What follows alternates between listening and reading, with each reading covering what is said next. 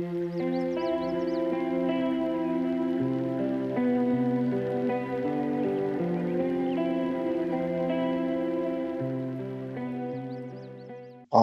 an MVP for a while and specialized or in Azure DevOps, SQL Server Performance, and yeah, that's me. Maybe the most important detail on the slide is my email address. So feel free to drop me an email. So in case you have any questions with regards to the topic I mentioned, and yeah, maybe you have some questions with regards to the to Kusto. So and that's it. So what I will definitely do, because so for me, just want to admit. So for me, it was a little bit hard to create a session for just 45 minutes to introduce Kusto fundamentals. So what you can expect from the session is a bunch of queries which we will run, or I already executed before the session to save some time. So my intention was to give you an overview about Kusto for sure. So first of all, what is Kusto, when you use Kusto, and afterwards, again, I have a bunch of queries, a bunch of operator, which I want to introduce. So there is some kind of a, let's say, priority, because I think the operators which I will introduce are these operators which you will use in daily doing or daily practice. And the other way around, I have a bunch of more samples, queries you can run on your own. And that is, so this markdown document is just, or it is not the entire markdown document, which I will finally share with you. So hopefully you can upload the entire markdown language later on, so that you have a chance to review all the operators and the syntax, and for sure you can expect much more, because again, for me it's completely impossible to give an overview about, I don't know how many operators are available in Kusto. Hundreds, I would say. This is a complete different story comparing to SQL. So SQL is something I think most of us are familiar with SQL. I would say maybe there are, I don't know, maybe up to 50 different commands which you can use in SQL. I have no idea, but that's my impression at least. In Kusto, so there's so much more, and I really wish that we have some of these, let's say, analytical operators also available in SQL. Let's see, if we get some of them, because very useful. So and that's it. So let's go into the topic. So first of all the examples you can run on your own, because let me go to the Data Explorer. So even though you don't have Visual Studio Code available, and maybe you don't want to install the extension to run Kusto queries in Visual Studio Code, so you can do all the exercises here by using the Data Explorer. So which is even better, because sometimes I have the experience, or I have the problem, or not me, Visual Studio Code has a problem that for whatever reasons, some of the commands are not fully supported, especially when it comes to rendering. So this is a good example about rendering. You can see a map here downside. So you can see the Kusto query on top. We are not going into the details yet. Just want to make you aware that some of the commands will not work in VS Code. So that is why I think it is even better to run your queries in Data Explorer, or for sure you can do the same in Fabric if you like, if you prefer. So, or you can use a Log Analytics workspace within your Azure portal. And these are also the most common places where you will use Kusto. So if you have an event house for real-time intelligence in Fabric, if you want to analyze your Log Analytics workspace, this is, for example, all the metrics which become available when you enable Log Analytics workspace for SQL database, which is extremely helpful because you can directly run your own queries in your Log Analytics workspace in order to figure out, for example, you can see it here, very simple query to find all the most or the longest queries, or the queries with the longest execution time per hour. So without going to the SQL database itself, yeah, so this is amazing, and the performance is horrible fast. Yeah, so that is because of the internal way all the data will be stored in a KQL database or Log Analytics workspace.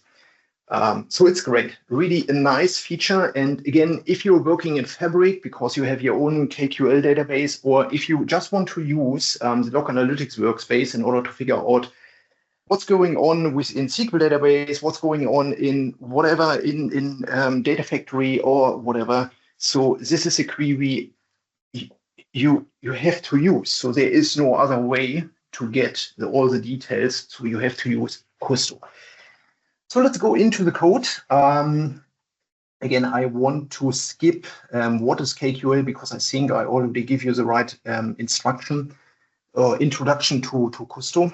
So, and I mean, core concept, not very important. Again, the problem here is I have a lack because Teams is really eating up my CPU. For whatever reason, I had the same problem a day before. Where I had to reshare my screen several times during the session because of the performance problems Teams has.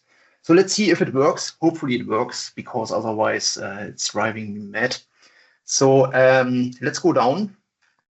So this is a query example, and you can see how it works. And I mean, if you understand how you can write your own query, that is let's say, or you're already on a very good way, because now you can go to the Kusto documentation.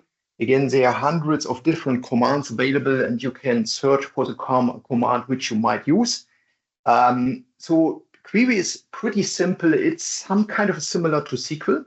So you can see how it works in the on the top. We define the table. So this is a query which obviously uses the storm events, which is part of the I would say the help cluster, which is available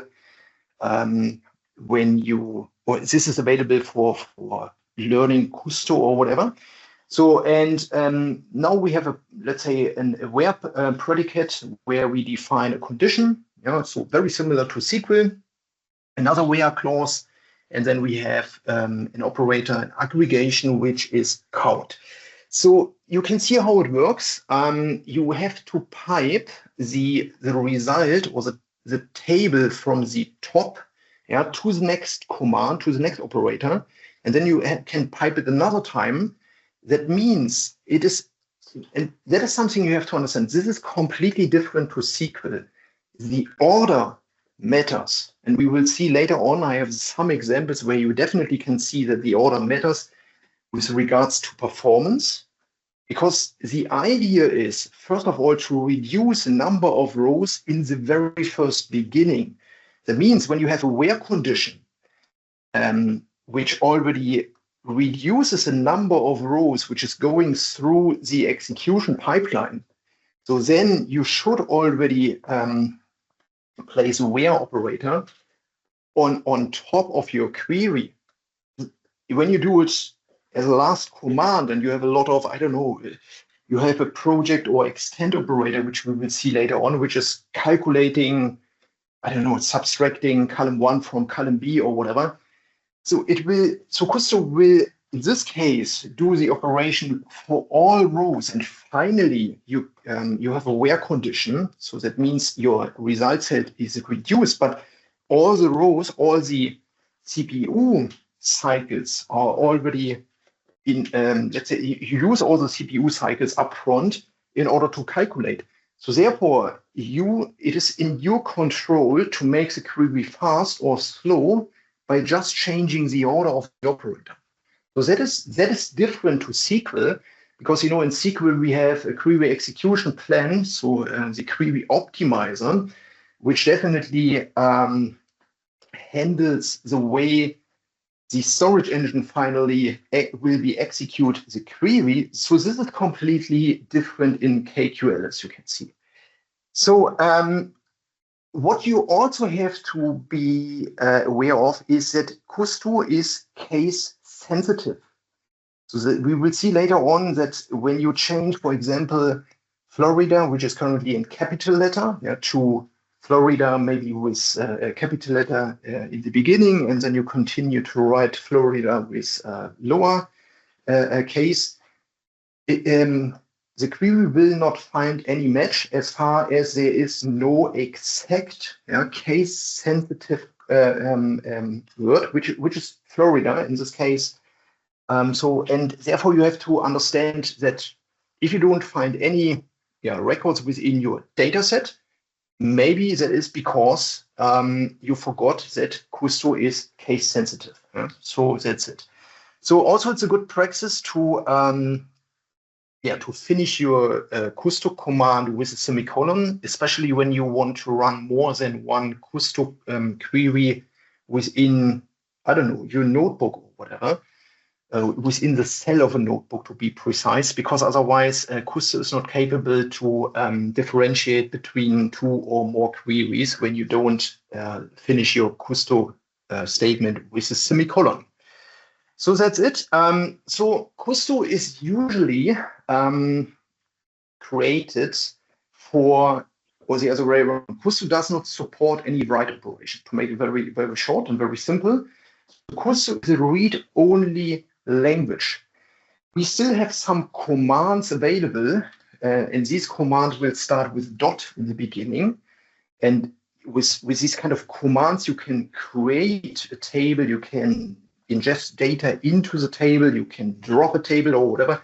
So you have the, let's say, full functionality of data definition language and data manipulation language. But this is an additional, let's say, language on top of Kusto. So Kusto per se is only a read-only query. So that is what you should understand. So you can see, for example, here show table is in this case, you can see the metadata definition of your table. So this is one example of having, let's say, you have more functionality when you run something like commands in Kusto like this. So here we have a quick reference. This is what I take from, or this is what I took from the official Microsoft documentation.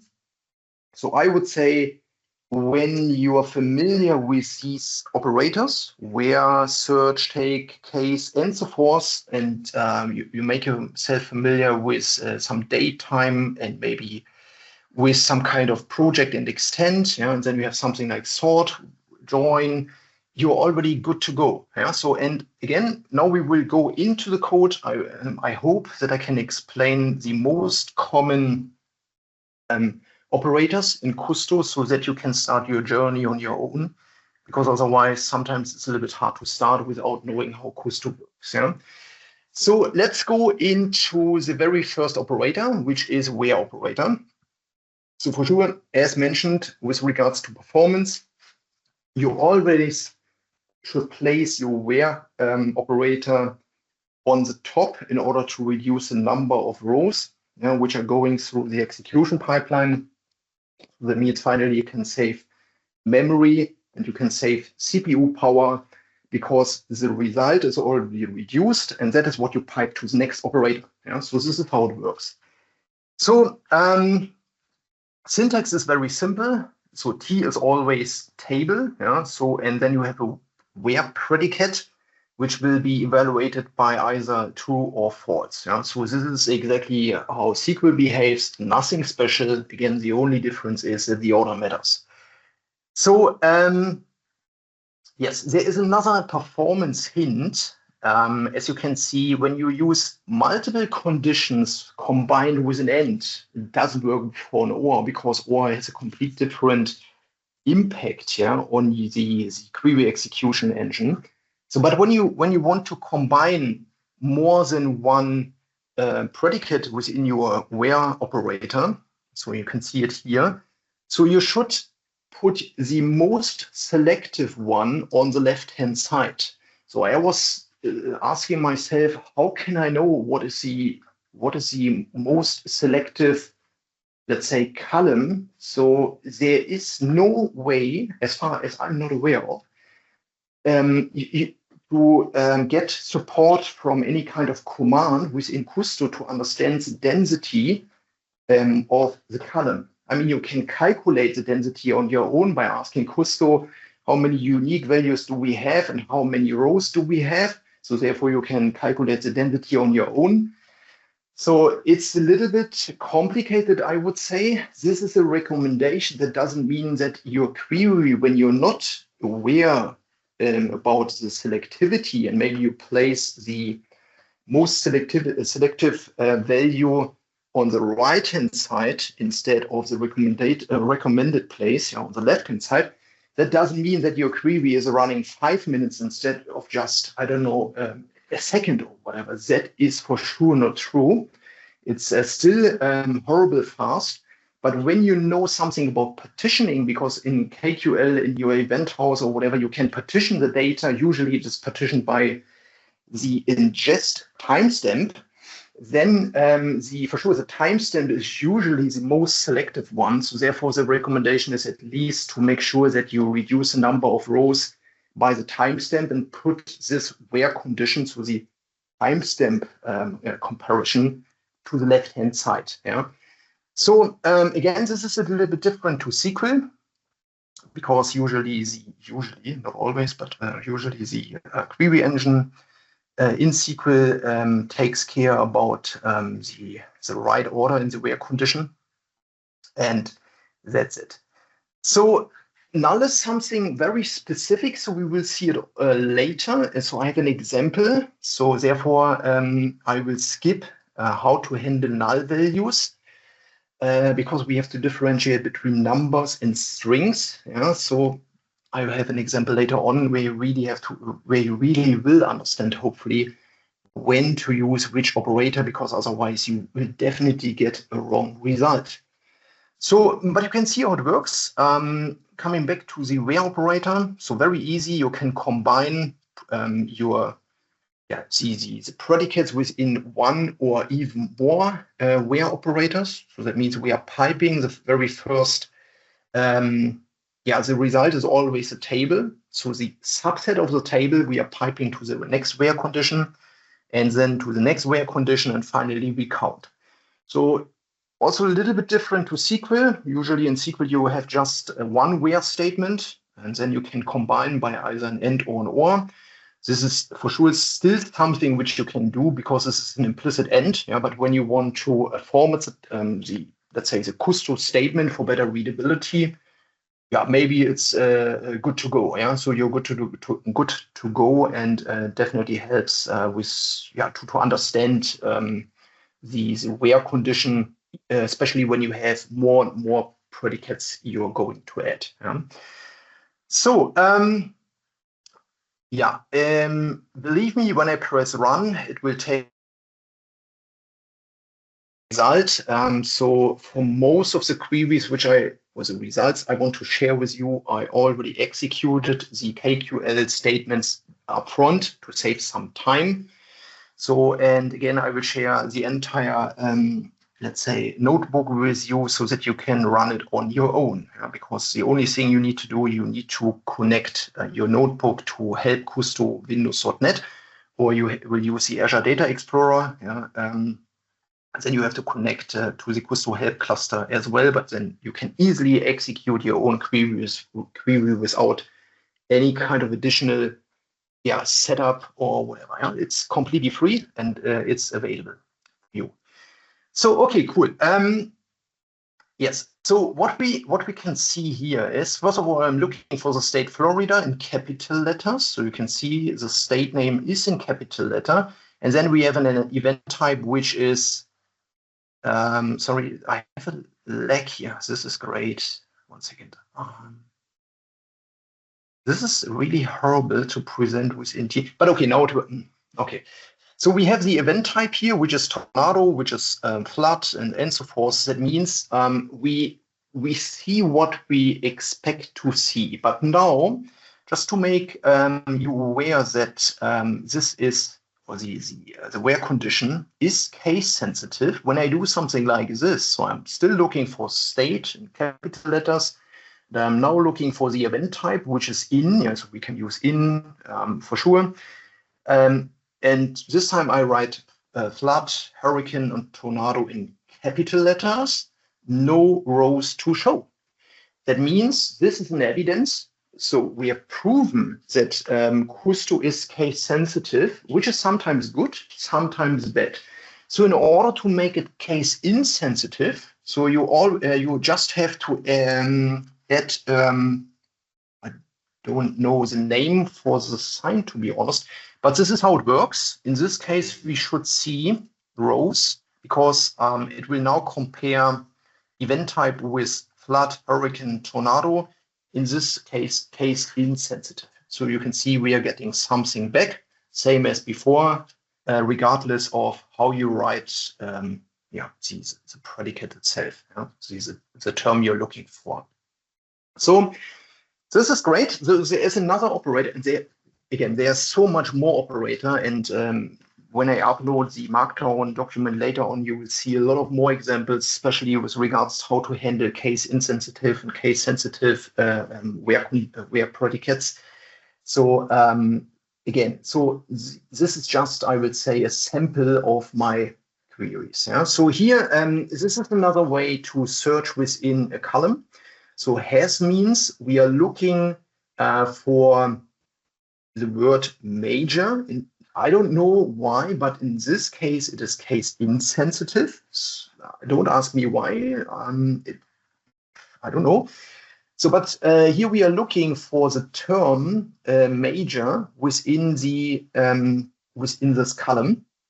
So this is when you want to search for just a specific word within your column, you can do it with has. Yeah? So let me scroll down. So we can even do something like this. We can search for major within all columns within the table storm events.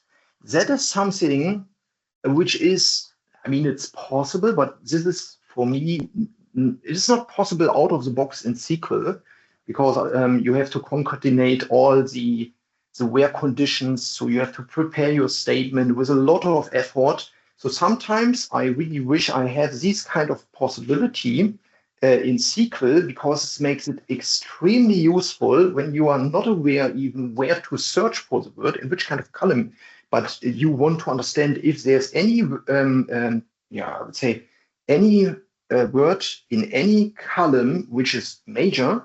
Yeah, you can do it. Very easy and very powerful. So we have another command, which is contains. Contains is something like comparable to a like predicate, I would say.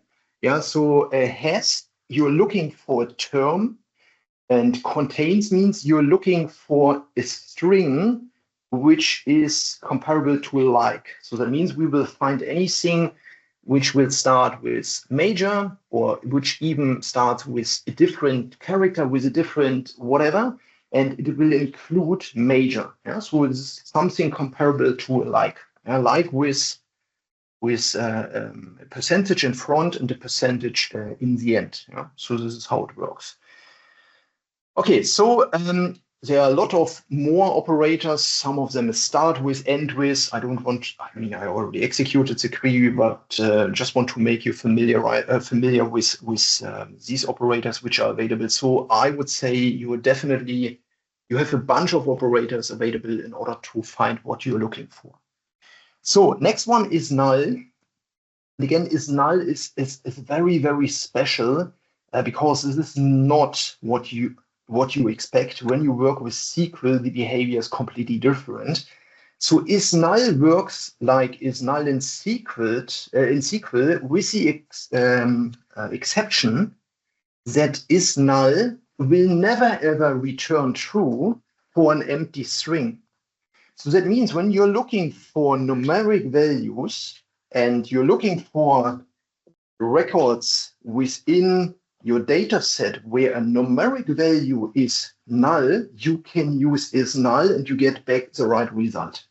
When you're looking for a string internally is never ever null. Instead, it is an empty string, which is a complete different story.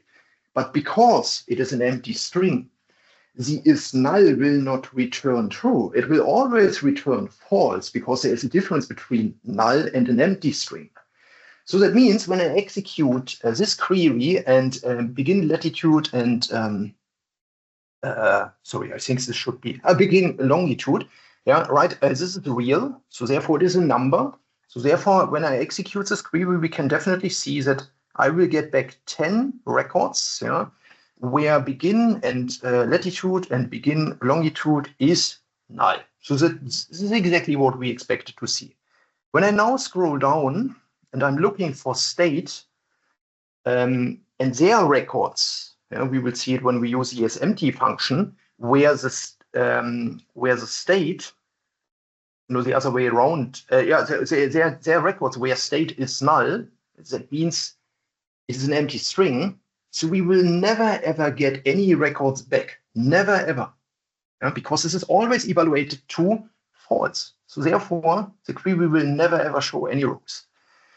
So when you want to handle string, when you want to identify strings which are empty but not null, because null doesn't exist, it's always an empty string, you have to use the isEmpty function. I mean, when you understand and you know that a string cannot be null, it is always empty, then the name of the function isEmpty is very meaningful. But otherwise, I'm pretty sure you struggle to understand why you don't find what you're looking for. So here we can see I'm looking for columns, for values within the country code. You can see country code, where country code is not part, or is an empty string. So, but not null. Yeah? When I execute this query, it will give me back what I expected to see. Again, with is null, this will not give you any rows back. So what you can do now is we can use inline if in conjunction with isEmpty. And now the problem is the following. I want to assign not assigned when the value of begin latitude is null. Because this is a real data type, we have to convert. This is what we are doing here. And when we convert to string, we can easily replace the null value with not assigned. And in this case, we are using inline if to differentiate between the begin latitude, which has a value, and otherwise, if it does not has a value, we will translate null to not assigned. So this is how it works. Sometimes very useful to give users a better understanding about not assigned, not applicable, or whatever, because there's always a problem with null or empty values within your record set. So the next operator is a go. A go is something you will use a lot. And a go is similar to now, but you can see within the syntax, so it expects a time span. That means we can use something like a go 1D for 1 day. So that means we are subtracting 1 day, so 24 hours from now. So we can do the same with now. We can subtract 1 day from now. You can see it here, now minus timestamp. It's exactly the same. So go works the other way around. We don't have to say go minus 1 day or minus 1 hour. Instead, we say ago 1 day, ago 1 hour. So it's just another, let's say, way in order to write to calculate the timestamp you are looking for. Okay, let's go down. So here are some examples. You can see it ago 7 days, 1 day, 30 minutes ago. The problems, this is something which we will see, there is nothing like 1 month, for example. That means when a month has 30, 31, or even 28 or 29 days, this will not work. So you cannot use a Go in order to get back the date from the current month. And this is a little bit special. I understand that a Go cannot calculate 1 month ago because the syntax is just a Go minus 30 days. There is not even something available like 1 month, which is okay. But that makes it a little bit difficult to understand. For example, when you are looking for, I don't know, the sales amount for the last month, then you're in trouble when you use a Go. Yeah? So I will show you how to handle this. But this is definitely, I would say, a limitation you should be aware of. Otherwise, your result is wrong. So now it's exactly the same. It will give you the UTC time. Or maybe that's also important to understand. Everything is UTC time, yeah, which is fine, because you don't need to worry about UTC time or even other time zones, and you have to convert the I would say the local time to UTC time. Yeah, this is always a little bit tricky in databases when you don't use UTC by default. In KQL, every date is per default UTC. So let me go down. So we can see now, so I executed the example this morning in order to make sure that everything works. So therefore, the timestamp is not the current timestamp anymore, but believe me, when I execute the query another time, we will get the current UTC timestamp. So here we can say, for example, 1 hour ago, which works with ago because 1 hour is always 60 minutes. There's nothing you have to worry about 30 days, 29 days, or whatever. So you can still use ago, or you can subtract now minus 1 hour. It's exactly the same. That works. So minute will work for sure. 7 days will work without any problems. 30 days is not a month ago. This is a problem. You already understand that 30 days is not what you're looking for. You cannot apply when you want to get the date today 1 month ago. So instead, what we have to do is we can use a datetime at months minus 1 from now. So that means ago doesn't make sense, as already mentioned. In this case, you can define even a variable with a let command. Yeah, so where you define 1 month ago in the beginning of your statement, and then you can use, for example, the name of the variable, which can be 1 month ago or whatever, in your where condition, in order to get all the, I don't know, the sales amount from the last month until now. Yeah. So this is how it works. Ago will not work in this case. Year will also not work with ago because we don't have something like ago 1 year. Yeah, it's exactly the same problem. It will end on the month level. Month level is already something which you cannot calculate with ago. So let me scroll down. So yeah, there are a lot of date functions available. I don't want to go into detail, just want to show what is possible to do. And I'm pretty sure there's even more, but here you can see how to calculate, I don't know, end of this month, start of last month. You can see it, yeah, if you later on use the Markdown or the notebook on your own, you can add whatever is required, which is good because then you already have a very good understanding about which kind of expression you need to use in your KQL query to get what you're looking for, right? You can see when you scroll to the right, which seems to be impossible because of Teams. There's a big lag here, or at least on my screen, which is already a very bad indication. So I think you even have longer leg, yeah. So sorry for that, but you can see at least it is working. So what we can do here as well is we can use a storm event table within the samples database, which is part of our cluster. So when I execute something like this, we can easily calculate based on the start time. Yeah, so we can easily calculate a lot of different times or time fractions of time, or you can see how it works. This is how to calculate with dates and time. Yeah? So very, very similar to SQL. So most of you should be aware about the time functions. So how to use them in Kusto, because you already use them a lot in SQL. So sometimes you want to create a dimension table, yeah. So to drill down by, I don't know, by months, by end of the month, or by quarter, or whatever. This is and you can even create a table later on based on this result. So it means upfront you can create a dimension date and time, maybe as one date, one time dimension, and you can do it exactly by just using format datetime, and then you just need to pass the right parameter to the function in order to get what you're looking for. So very, very helpful, especially when it comes to Power BI and you want to drill down using, I don't know, the Event Hub or the Direct Lake or whatever. So let's scroll down. Another date function is not that important. Project. What is project?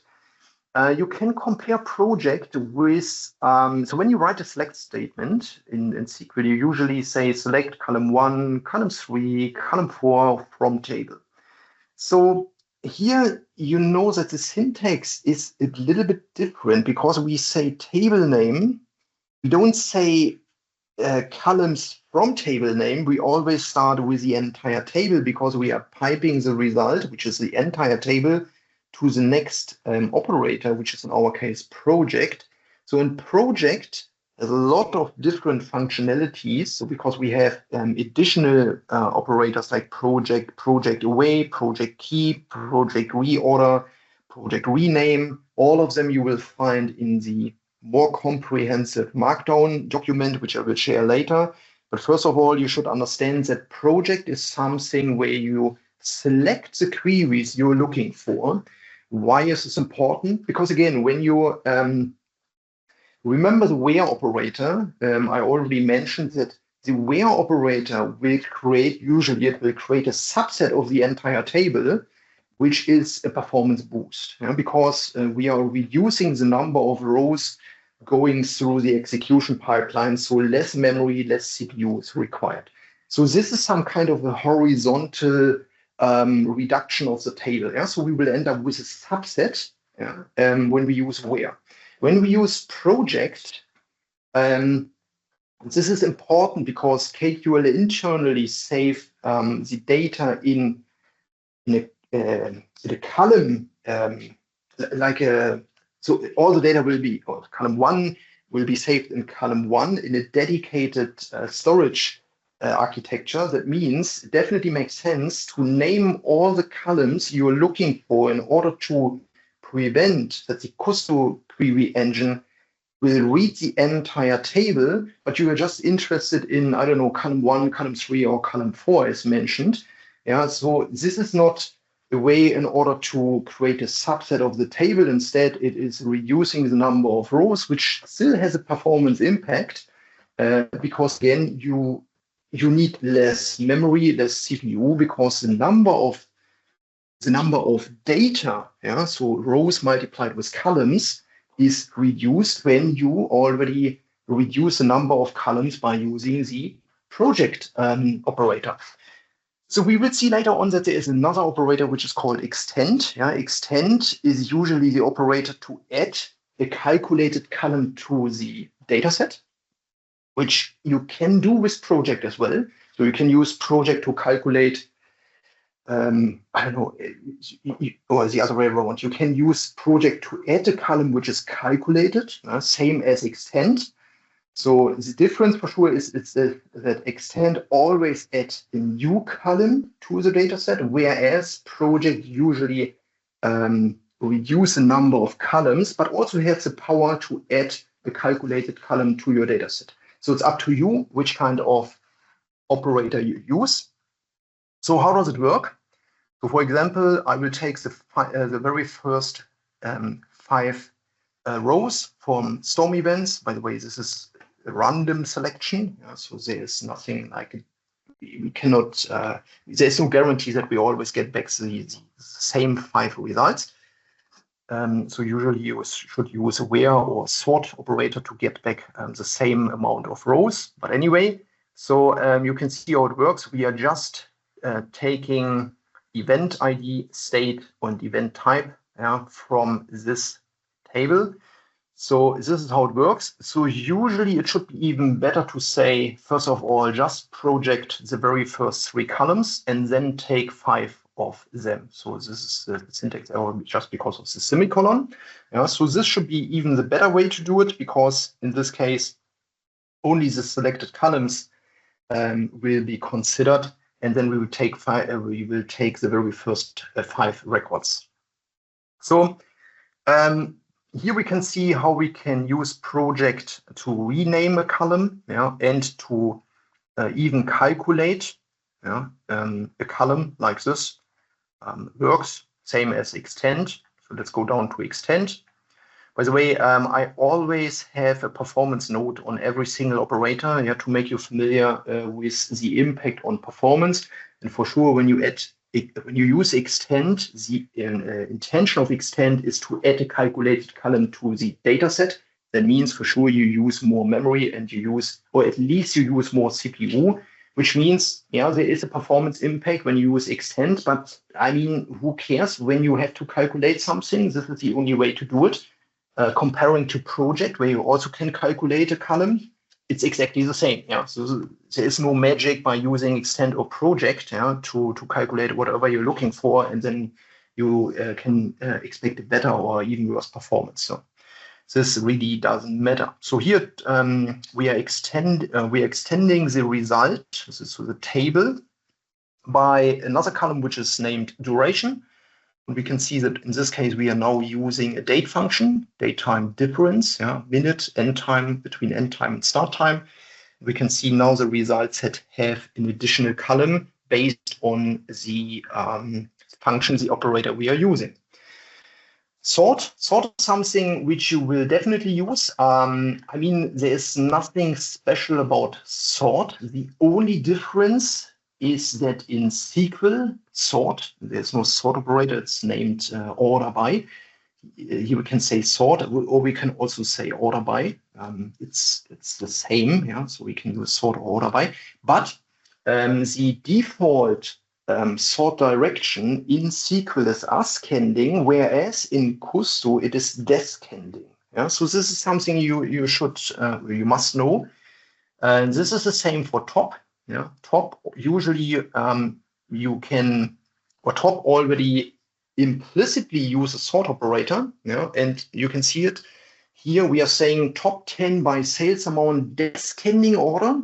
So it means we don't need to sort the records anymore, but again, it also have the ascending as a default. It has a descending as a default. So that means in this case, adding this descending to the top operator has no impact, but for better readability, I think it is always good to write descending or ascending, because it already also indicates that you know what you are doing. Summarize is the next operator, which is comparable to in SQL. Let's say you have an aggregation function and then you say group by, or you just use an aggregation function even without a group by to get the total, I don't know, sales amount for all the records. It's exactly the same here. So we can either say where, and then we use a summarize by date key, which is nothing else than giving you all the date keys from the table. So a more common example is something like this. We create an additional column which is named total sales, and then the total sales is definitely the sum of the sales amount, and the result is in the sales amount for all the records within the table. When you want to group by, so we can easily do it by this. So there is no group by operator. There is just a summarize by. I would say the syntax is a little bit different to SQL, but the meaning is still the same. summarize the maximum sales amount, which is maximum of sales amount by date key, by customer key, by product key, right? There's something special. I know that I'm running out of time, but maybe you can give me 1 minute. There is an argmax. This is the same for average max. Sorry, the argmax, and we have arg average and so forth, arg minimum, which is super powerful and super easy to use. That means we want to get not just the maximum sales amount of the table. Instead, we want to see additional columns, which is date key, customer key, and so forth. We can even say multiplication sign to get all the rows. That means you will get the record and all the columns for the record, which has the maximum sales amount. So usually what you have to do in SQL, you have to create, or you have to calculate, you have to find, first of all, the maximum sales amount. Then you have to keep the ID, and then you can join the ID with the table another time in order to figure out the additional columns, because otherwise it doesn't work. Yeah, which is, I would say, a very handy and easy way to write. So again, I'm running out of time. As mentioned, I will share the Markdown document with you. It's much more to cover. I would say, as a summary, KQL, writing KQL is super simple. You have a lot of analytical and powerful operators available. I wish we had some of them, better even all of them in SQL, but I understand that KQL is an analytical, let's say, language. So therefore, I cannot expect to see all the analytical operators in SQL, but maybe some of them, because if you go through the documentation, you will find that even you can apply machine learning, or you can see outliners by just using one simple operator in KQL, which is super powerful. You can create functions. So later on in my Markdown document, you can see that you are able to create KQL functions for your reusability. You can even materialize I would say your data set, in order to get a better performance when you want to reuse the same result set in I would say in other queries, in other KQL queries. So it's super powerful. I would say easy to write. I hope the session will give you a good instruction and introduction to KQL, so that you can try it on your own. Wonderful. I don't know whether there are any kind of questions available. I have no idea if there's even a possibility to ask.